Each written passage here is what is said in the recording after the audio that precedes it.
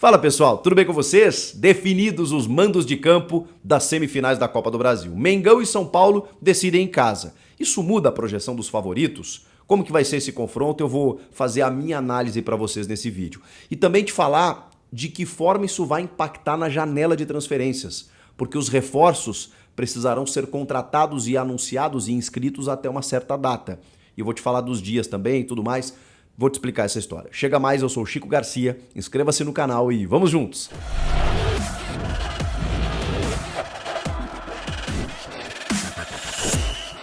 Pois a bolinha foi sorteada para os mandos de campo das semifinais da Copa do Brasil. Dois grandes jogos, né? Grêmio e Flamengo, São Paulo e Corinthians. Um clássico majestoso e uma rivalidade histórica entre gaúchos e cariocas na outra semifinal. Que loucura, hein, gente?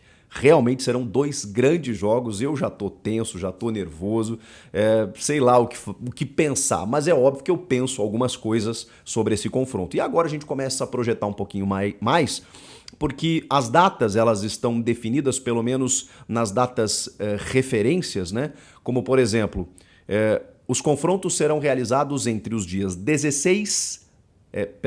entre os dias 26 de julho, já na semana que vem, o jogo de ida, e 16 de agosto. A gente vai ter 3 semanas entre o primeiro e o segundo duelo. Isso vai ser interessante de ver, né? Porque isso é muito tempo no futebol. Às vezes um time está numa fase muito boa, daqui a pouco, em 2, 3 semanas, isso já muda. Não sei se é o caso dessas 4 equipes, né? Que acho que chegaram com muitos méritos até essa fase de semifinal. Mas por que isso aconteceu? Porque a Conmebol tem prioridade nas datas e ela definiu as datas subsequentes como oitavas de final da Libertadores. Que, por exemplo, o Flamengo está envolvido. Os outros 3 não. O São Paulo tem Sul-Americana, o Corinthians agora tem Sul-Americana, depende se vai passar pelo Universitário do Peru, e o Grêmio só tem a Copa do Brasil e o Campeonato Brasileiro. Então o Flamengo, especialmente, vai estar envolvido nas 2 semanas subsequentes nas oitavas de final contra o Olímpia do Paraguai. E dia 26 de julho joga o primeiro jogo. Depois, as 2 próximas semanas, Libertadores, e aí só no dia 16 de agosto o jogo de volta. A CBF definiu os mandos de campo. Com isso, o confronto entre Grêmio e Flamengo terá o primeiro jogo na Arena do Grêmio em Porto Alegre, 26 de julho, e dia 16 de agosto. As datas e os horários ainda não estão definidos, tá? Mas são as datas referências da semana, só para vocês terem uma ideia. Com isso, 16 de agosto, o confronto decisivo no Maracanã. Complicou, né? Porque eu acho que decidir em casa é uma vantagem no confronto eliminatório desse tamanho. É claro que não indica tudo, né? Não é uma certeza, né, de que o time que decide em casa ele vai passar com mais facilidade. Mas eu gosto de decidir em casa. Talvez seja só uma mania minha. Mas eu acho que é uma preferência, né? Não sei, vocês podem até falar sobre isso. E no Majestoso, o primeiro jogo será na Neoquímica Arena, 26 de julho, 16 de agosto, a decisão da vaga no Morumbi. Vamos lá. De que forma isso impacta na janela de transferências? Acho importante falar sobre isso. A janela no Brasil fecha no dia 2 de agosto, que é entre os 2 jogos. Só que a CBF está permitindo que os jogadores contratados até o fechamento da janela, até o último dia da janela, eles possam ser inscritos nessa fase e possam jogar o segundo jogo. Isso não seria permitido porque pela lei, né, pelo Regulamento Geral de Competições, você só poderia inscrever um jogador 24 horas antes da fase de semifinal. Ou seja, pela lei, pelo regulamento da CBF, você só poderia inscrever um jogador e os clubes teriam que correr para contratar até o dia 25 de julho. A questão é, isso pode acontecer, até porque os clubes com isso poderão colocar os jogadores, os reforços, nos 2 jogos. Se Grêmio e Flamengo, se São Paulo e Corinthians contratarem jogadores até o dia 25 de julho, maravilha, eles têm condições, inscritos, né, e regularizados, de jogar as 2 partidas. A questão como tem um tempo maior, tem mais uma semana, tem até o dia 2 de agosto, os clubes que não conseguirem contratar até o dia 25 de julho, eles podem contratar até o dia 2 de agosto e podem inscrever ainda na fase semifinal. mesmo sem jogar o primeiro jogo, eles podem jogar o segundo. Foi uma exceção aberta pela CBF, exatamente por conta desse remanejo de datas que precisou acontecer por conta da Libertadores. Especialmente porque o Flamengo está envolvido, mas não é por ser o Flamengo, é porque é o único time dos 4 que está disputando a Libertadores da América e a Conmebol tem prioridade nas datas, beleza? Então, isso esclarecido, vocês têm uma ideia aí de como isso pode impactar na janela. Tomara que os clubes consigam contratar antes, né? Para que os reforços possam jogar as 2 partidas. Se não der, pelo menos no jogo de volta. Agora, a minha projeção para esses confrontos, como eu falei, é óbvio que muda, é óbvio que impacta, porque decidir em casa, na minha opinião, é algo mais interessante. Mas vamos lá, vamos começar com São Paulo e Corinthians, Corinthians e São Paulo. É muito difícil fazer uma projeção para esse confronto, porque eu acho mais equilibrado. O São Paulo vive um melhor momento, vive um momento mais estável, mais regular sob o comando do Dorival Júnior, mas ao mesmo tempo é um time que não sei se isso entra em campo, tá? Tô falando não sei mesmo, porque assim, se a gente for olhar para a história, o São Paulo tem talvez não, com certeza, uma das camisas mais pesadas do Brasil. Então, a história, se ela for entrar em campo, ela tem que entrar nesse aspecto também. Na Copa do Brasil, o time não tem tradição.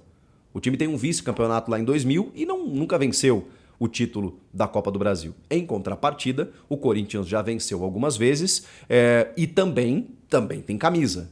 Então ali vai ser um confronto, um duelo espetacular. O São Paulo, por exemplo, nunca venceu na Neoquímica Arena. E tem um tabu aí gigantesco desde que o estádio foi inaugurado. Inclusive com uma supremacia de... o Corinthians vence de goleada, né, nos números e o São Paulo não consegue fazer frente dentro do estádio alvinegro. A questão é, se tem um momento para que isso aconteça, para que quebre essa corrente, né, talvez seja esse. É o melhor momento do São Paulo nos últimos anos para enfrentar o Corinthians em Itaquera. Se isso vai ser representativo na hora que a bola rolar, a gente não sabe. Ao mesmo tempo, a gente conhece o Corinthians e sabe que esse time cresce na hora certa e está crescendo na hora certa. A classificação contra o América deu uma força muito grande para esse elenco, para o trabalho do Vanderlei, para os jovens que estão aparecendo no time, para a contratação do Matias Rojas, para o Renato Augusto recuperado. Então é um Corinthians que se fortalece muito agora nessa fase contra um São Paulo muito estável e no melhor momento dos últimos anos.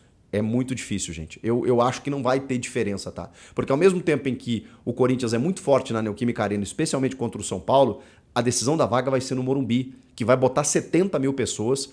E a gente tem visto como o Morumbi tem feito a festa, a diferença e tem empurrado o time, inclusive para eliminar o Palmeiras nesse confronto de quartas de final da Copa do Brasil. A minha projeção ela é de muito equilíbrio e de uma incógnita tremenda. Eu nem consigo apontar favorito. Talvez assim, pelo momento, eu aponte um leve favoritismo para o São Paulo. Mas eu quase não consigo fazer isso porque, de novo, o Corinthians se fortaleceu muito e agora com toda essa perspectiva que eu citei com esses jogadores com o Rojas contratado, o Renato recuperado, jovens jogando bem, o Yuri Alberto voltando a fazer gol, o Roger Guedes artilheiro da temporada, cara, eu não consigo achar que o Corinthians não tem condições de passar pelo São Paulo. Ao mesmo tempo, o momento do São Paulo é espetacular. Enfim, fiquei no muro porque realmente esse confronto é o mais difícil de você fazer uma projeção ou uma previsão para saber quem será o finalista. Grêmio e Flamengo. Cara, de novo, né, eu tenho que recorrer à história se eu quiser ter alguma esperança. O Grêmio já meteu 6-1 no Flamengo. O Grêmio já venceu uma Copa do Brasil sobre o Flamengo de Romário no Maracanã com 100 mil pessoas em 1997. O Grêmio de Evaristo de Macedo contra um Flamengo estelar e o Grêmio foi lá, empatou em 2-2, tinha a história do saldo qualificado, né? Foi 0-0 o jogo no Estádio Olímpico e o Grêmio empata lá em 2-2, sai na frente, toma a virada e ainda busca forças para empatar o jogo, cruzamento do Roger Machado, Carlos Miguel faz o gol da vitória, do empate, que dá o gol do título, né? Que dá o título para o Grêmio em 97, calando 100 mil pessoas no Maracanã. Isso pode acontecer de novo? É difícil. Eu, digamos assim, não é que eu não vou acreditar, é óbvio que como torcedor eu vou acreditar, mas eu preciso fazer a minha análise aqui. Por mais que a gente não tenha tanta confiança assim nesse Flamengo. É um Flamengo mais instável realmente, né? Que toma 4 do Bragantino, que não consegue vencer o Fluminense, um Fluminense que também já teve momentos melhores, mas que daqui a pouco tem o Bruno Henrique recuperando, chegando, fazendo gols. No confronto entre os dois recentemente, o Grêmio jogou bem, equilibrou o confronto e tomou 3-0. Então assim, a gente sabe como o Grêmio tem sofrido, inclusive, diante desse Flamengo nos últimos anos. Não vou nem citar aqui goleadas recentes, porque realmente tem sido muito difícil encarar o Flamengo nos últimos tempos.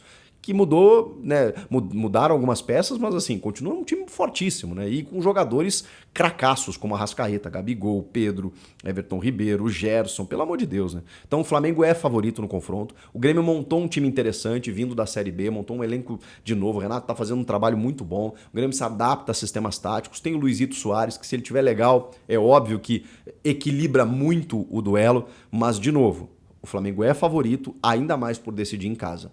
Então, assim, o Grêmio vai ter que vencer o primeiro jogo, de qualquer placar, pode ser mínimo. Se empatar já vai ser difícil. Mas se vencer, porque se vencer já vai ser difícil, né? Então, vencendo 1-0, 2-1, sei lá, o Grêmio vencendo o jogo, vai ter que ir lá no Maracanã para recorrer ao seu estilo mais copeiro e imortal possível para poder passar por esse Flamengo. É isso que resta ao Grêmio. É óbvio que o Flamengo é favorito. O Grêmio não está morto, como nunca esteve, porque imortal não é você morrer algumas vezes. Muita gente fala isso. O Grêmio é o imortal que mais morre, já caiu 3 vezes para a Série B. Imortal é aquele que morre e renasce, e ressurge das cinzas para ser campeão de novo. E é por isso, e é só por isso, que eu ainda acredito no Grêmio, apesar de saber da dificuldade. O que vocês acham que vai acontecer? Eu só sei que serão 2 grandes jogos. Comentem aqui o que vocês acharam do sorteio, dessa semifinal. Podia ser um pouco mais pra frente, né? Podia curtir um pouco mais esse momento, mas já tem jogo semana que vem. Inscreva-se no canal e eu volto na próxima. Tchau!